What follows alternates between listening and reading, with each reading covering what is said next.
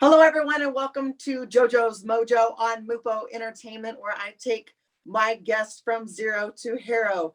On today's show, we have RAEL Bricker. How are you doing today? And welcome to JOJO'S Mojo. Good morning. Well, good evening to you, Joe. But good morning from Perth, Western Australia. Fantastic. Had my first coffee, so all raring to go. That's amazing. And I really appreciate you joining me at different time zone. This is a really challenging thing to do, but it's fun. And I really am going to enjoy having you here with me on this wonderful episode of JOJO'S Mojo. When we come back from this commercial break, we're going to find a little bit more about RAEL Bricker. Hello, everyone, and welcome back to JOJO'S Mojo, where I have RAEL Bricker with me. Tell us a little bit about yourself, where you're from, what you do, and what you're doing now to make the world a better place. No, thank you, Joe. So where am I now? I'm in Perth, Western Australia, born in South Africa. I'm on the west coast of Australia, and I often use the line that if you start swimming from here, you'll eventually get to where I was born. I grew up in South Africa, always knew I was going to be an entrepreneur. I can't explain what that felt like, but I started my first business when I was 14. I worked for an electronic shop. I had to work from the age of 13. I worked in this shop, and a lady came in and asked for someone to help her install her radio in her car. You know, in those days, they weren't all fitted and fancy screens. And so me being the philosophy in life is you can do anything you want to do. And I went, yeah, sure, I can do that. And it cost me more money than I made out of it because I ended up having to have her car repaired. But I also realized something about myself at that tender age of 13 or 14, in that anything I do in life has to be using my brain, not my hands. I love woodwork and I love doing things with my hands, but I'm not good at it. I'm a very amateurish in that respect, even though I have an engineering degree. So anyway, that's a bit of the story of what I knew I needed to be in business on my own. I went through a couple master's degrees, worked underground in the mine, 6,000 foot underground, on a gold mine for 19 months, worked in a large corporation called Anglo-American in South Africa. After my MBA, I ended up in marketing, and in 1990, the year, and it's quite important to put in context, the year Nelson Mandela was released. So it was a major world event, Mandela's release. 11th of February, 1990 at 4 p.m. in the afternoon, he got released. How do I remember that time and date so well? Is because on the 11th of February, 1990 at 4 p.m., I got married. So at the exact same time and date that Mandela was released. And 6 months later, I turned around to my wife and I said, darling, I have to be an entrepreneur. I have to be my own boss. I can't handle the corporation anymore. And we were talking about this the other day after 32 years of marriage. And she was talking to an organization that she's doing some work with. And she said she understands the entrepreneur journey. She's been through it for 30 plus years. She knows that's, you know, the ups and downs of life and whatever. And so that was my first business. I started in 1990, but here's the crazy part about it. I was a 26-year-old MBA graduate. My business partner was a 26-year-old MBA graduate. And we thought we would teach the world how to run their businesses. The problem was we'd never run a business ourselves. Like it was, but that didn't stop us. And I say that to people now all the time. It didn't stop us going, why don't we just start a business teaching other people how to run their businesses, even though we've never done it ourselves? But we actually won contracts. That's the more bizarre bit. And we won some contracts. They lasted about 6 months. And then the work dried up and we went, what the hell do we do now? We've left our good jobs, whatever. And we ended up through a series of coincidences. And that's been the other story of my life is you've got to follow Henry Ford's advice. He was asked how he was so successful. And he said he jumped at the good opportunities. And the interviewer said, well, how did you know which were the good opportunities? And he said, I just kept jumping, you know, so that was about it. So we started an education business. We had 20 students in our first semester. We rented premises. We had overhead projectors that we used to carry on our shoulder up and down the stairs to get to our classroom that we'd rented for the first 6 months. But then we hit a formula of how to market it, how to market on the cheap. There's a whole chapter in my book on how we did that. And that grew to 4,000 students in 6 campuses over 5 years. By the time we sold out into a listed company, we reverse listed into a company and then made 9 acquisitions for them to take them from a 90-cent share to a 14 Rand share. So quite significant growth in that company. But and we ended up with a 50,000 square foot building in downtown Johannesburg. So that was the first real, entrepreneurial success that set me up for I guess the rest of my life. I then went into venture capital because I loved the mergers and acquisitions so much. Spent 5 years in venture capital, 3 in Australia, 3 in South Africa, 2 in Australia, and listed a venture fund on the Australian Stock Exchange in 2001. Raised 22 million, listed the fund. And then the rest of the directors wanted me to move to the East Coast. And I went, I want to raise my kids on the West Coast. And I stayed on the West Coast and went out on my own again. So 2001, went out on my own, had no idea what I was doing, started a venture capital business. And then people said to me, can you arrange us a loan? And I went, yes, I'll work out how to do it. I have no idea how to, but I'll work it out. So I did that. And that business morphed into a mortgage origination business. And I still own the business today. My studio that I'm talking to you from is in those offices. And that business has done just over 3.1 billion Australian dollars in mortgages. So I still own that business. I'm still actively involved in it, probably 50% of my time. And so the natural question from that is what I do the other 50% of the time. So I'll share a little picture story with you. Okay, so what do you do the rest of the time? Yeah, well, there I'm telling the story. So I spend my time talking to people, being on stage. I love being on stage. I love presenting. I'm a professional speaker, a certified speaking professional, one of about 1,500 in the world. So how did I get there? Well, 2013, I was doing a series of triathlons, and I decided I was going to do a marathon before I turned 50. And so started training for a marathon, and I kept getting pain in the back of my neck. And I went, that's nothing. It's just because I'm a big, as they say in Australia, I'm a big unit. And so I went, yeah, whatever, I'll stop and have physio and do stuff. And I did that. But what actually transpired was that I had 2 blocked arteries, one at 75%, one at 90%. And then I ended up having 2 cardiac stents in April 2013. And that kind of said to me, follow your passion. So my mortgage business, to put into context, I had got involved with a number of property developers, and I'd spent a lot of time on stage talking to clients about mortgages, property, retirement, how to build wealth. And I sold, when I worked it out, over $1 billion of mortgages from stage. And so I went, well, that's my passion. Let me go on stage and let me start talking to people about business, because I've been successful. I've built businesses on 2 continents, listed companies on 2 continents. Let's put that into some context. So that was how I developed into professional speaker. In 2019, I got my certified speaking professional. As I said, it's about 1,500 worldwide. And you look really sharp. Sorry? I said, you look really sharp in your picture up there. Thank you. That actually was taken in Auckland at a conference. And the backdrop, which you can't see in there, was a photograph that I took. And we talk about life and work and life balance.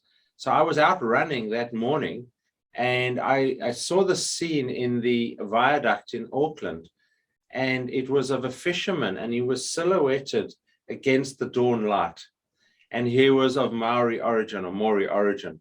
And so I went up to him and asked him for permission to take his photo, because there is a whole lot of superstition around photos and things like that.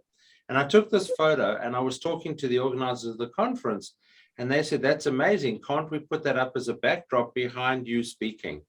And so that ended up, and I still have that photo on my phone today. And I love photography, and it's one of my favorite photographs. And so in 2018, that was in March 2018 or April 2018, I published Dive In, which was my story. But the interesting thing about the book was that it took me about 4 years to write a book of 120 pages, because I wrote for 9 months. After my very first professional speaking engagement, I wrote for 9 months, and then I got imposter syndrome. And I went, no one wants to hear my story. No one cares. And so I put the book away. And then 2.5 years later, I was in South Africa consulting, had dinner with my cousin, and his wife had just left her job of 25 years being the book buyer for a major chain, and said she just started publishing business. She'll read it and tell me what she thinks. She read it and said, yep, write another 10,000 words and it's a book. So I did. I wrote 10,000 more words, and took us 4 months, and we published the book. That's amazing. You're following your heart. You're trying new things. You're not thinking about how it's not going to work. You just do it. And I like that philosophy, because you're not going to be successful if you don't try. And if you don't fail. The name of the book is called Dive In, Lessons Learned Since Business School. And it was actually called something else until about a month before we published it. And there's a reason behind the word dive in. That's the first story in the book about when I was doing triathlons. But more importantly, is actually the 3 lines on the back of the book that says, sometimes you just need to dive in. Business doesn't have to be complicated. Business can be simple. Take a breath, dive in, and adjust the course while you're moving. And that's really been what I do a lot of work with corporates, with entrepreneurs, with wannabe entrepreneurs. It's all about that. It's about taking the risk, a calculated risk. And I'm not talking about the entrepreneur who comes to me and says, I'm on spreadsheet number 27, and the 27th spreadsheet, that 26 spreadsheets too many, because a spreadsheet is just that. It's just a series of numbers. If the hairs on the back of the neck aren't telling you that it's the right thing to do, don't do it. If the hairs on the neck are saying, everybody wants this new widget, and I've done my research and I think there's a market, as long as you think there's a market, go out and do it. Definitely. I think that's great advice. When we go out for this commercial break, we're going to come back with RAEL Bricker to talk about what his big aspiration is, because I'm really looking forward to that. Because when you're an entrepreneur, you're never done. You could work, you're going to work till you are gone, because it looks like you really enjoy what you do. And I really appreciate that. So when we come back from this commercial break, we will talk more with RAEL.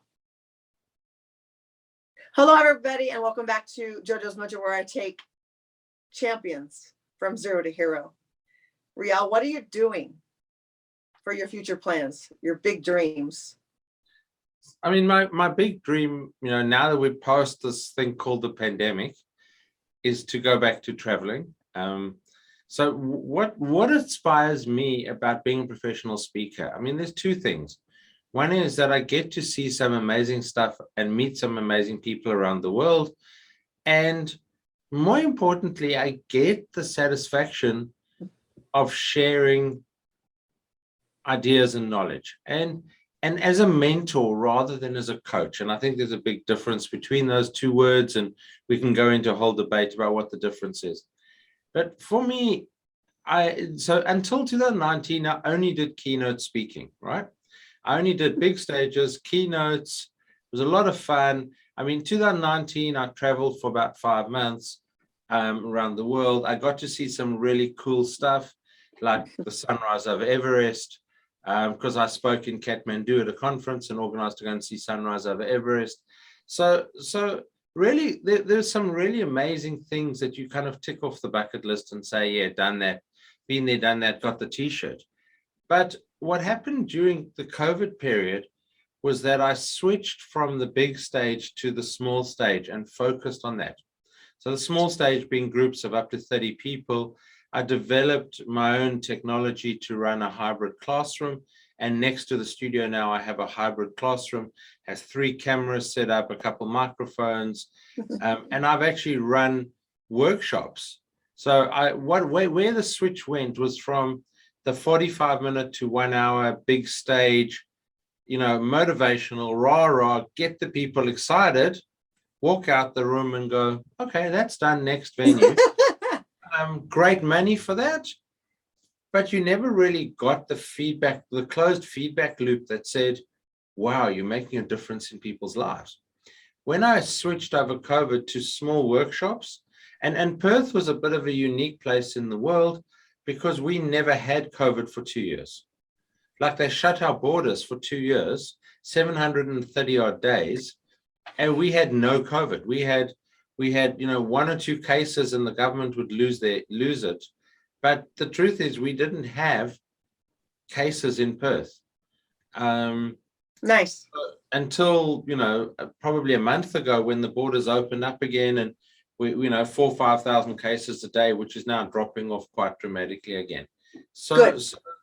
But we never had COVID. So I could still run classroom environments here, but we weren't allowed the big venues. None of the big venues were operating. So I started running the small business workshops, 4-month academies, where I spent 4 months with people, and I still run those academies today. But I spent 4 months with the same group of people, and that made me happy. I wasn't earning as much as I was earning on the big stage, but I really and truly got happiness out of it because I saw growth in people, and they got to trust me. They got to trust my wisdom. I'd like to think it was wisdom. They weren't laughing. But they got to trust the advice, the guidance that I was giving them. And that really made me happy that, those 4-month programs. So that was the major switch for me. What does the future hold? I love going back to travel. I'm an absolute travel junkie. I've just booked trips over the next couple months. And some of them are for speaking, some are for enjoyment. I do travel for holidays, not just for speaking. But what does the future hold? I want to get back to some big stages because I do enjoy that. But I'm going in with a different approach. I'm going in with an approach of creating that feedback loop, of working out a way to get that feedback that says, wow, you changed my life.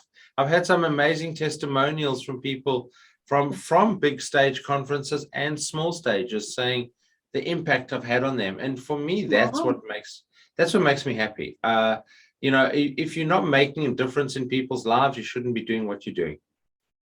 I meet people on the street, not quite on the street, but I was at a function the other day in the mortgage industry, unrelated to what I do now for most of my time.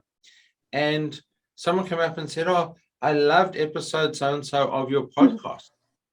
And I went, wow, I didn't know they were listening to the podcast, but they told me in the episode they loved it and why they loved it, etc. So it's about that. And that's the future. I mean, I think as I get better, there was a famous saying, the more I practice, the luckier I get. Well, that's probably what it's about.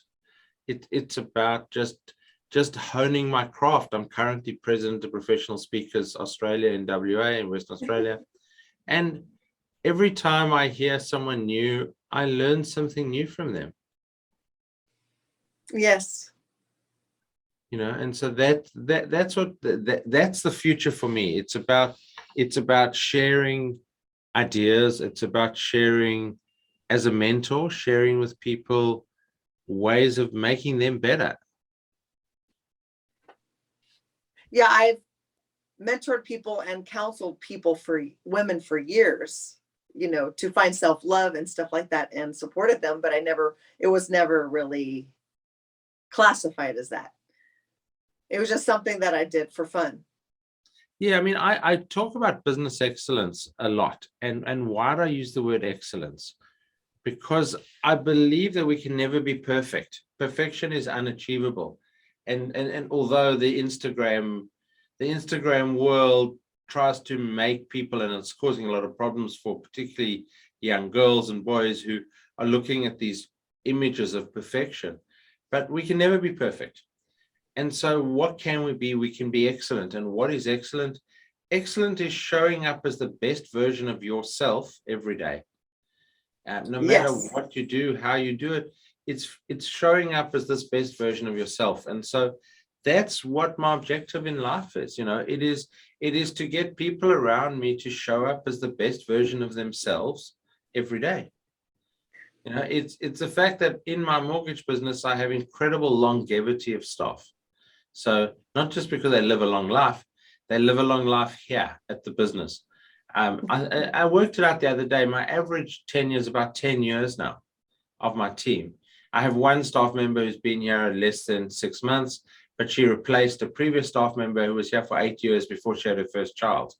So, but beyond that, everyone else is 10 years plus. And I went, that tells you something about the environment we've created. It sure does. Yes. It's a fun place to work. One of the chapters in the book is have a serious office culture, but a fun environment. I like that idea. I do that at my own place of my job and stuff like that. It's really cool. Now, Rael, how would we find you? What is your website handle? So raelbricker.com. It's very easy.